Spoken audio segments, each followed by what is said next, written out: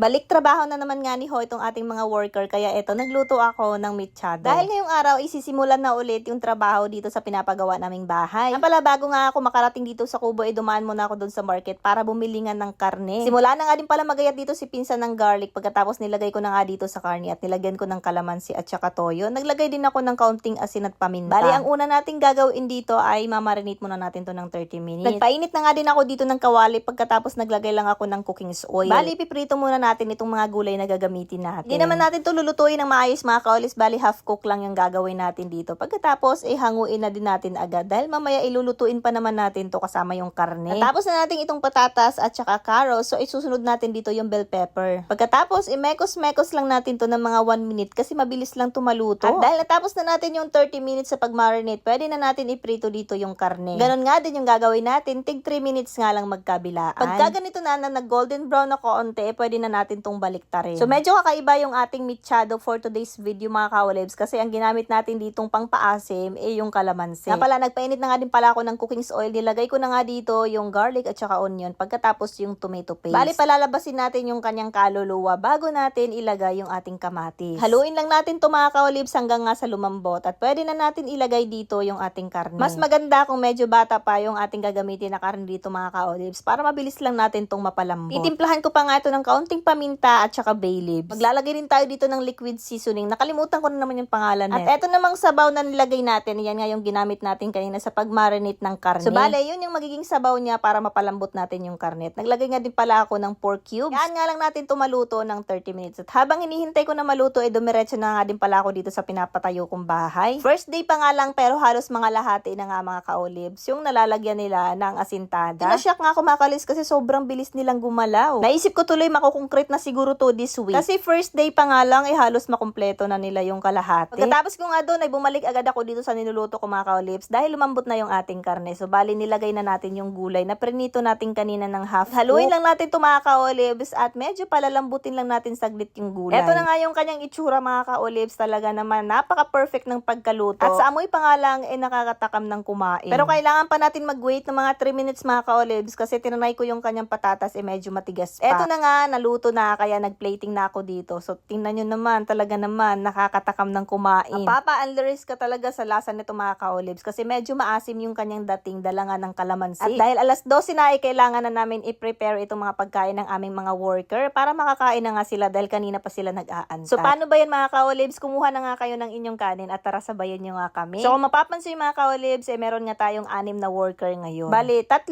yung ating skilled at 3 naman yung ating labor. Syempre, meron tayong isang foreman. Pero yung gumagalaw doon sa asintada mga ka-olives, itatatlo lang. At yung isang labor naman, siya naman yung nagmimix ng siminto. Pagkatapos yung dalawa, sila naman yung nagtatanggal ng raisang doon sa mga kahoy na pinagamitan natin. Kala ko nga kukulangin yung ulam namin mga ka-olives, dala nga na sobrang dami din ng ating mga worker ngayon. Pero buti na nga lang inagkasya. At eto nga, nakakain pa nga ako kahit papano. Sabi ko nga konti lang yung kakainin kong rice ngayon, pero napa-only rice pa rin ako mga ka-olives. Dala nga na medyo napasarap ako ng kain. Ang sarap kasi ng pagkatimpla nitong ating luto. Mapapa-only rice ka talaga.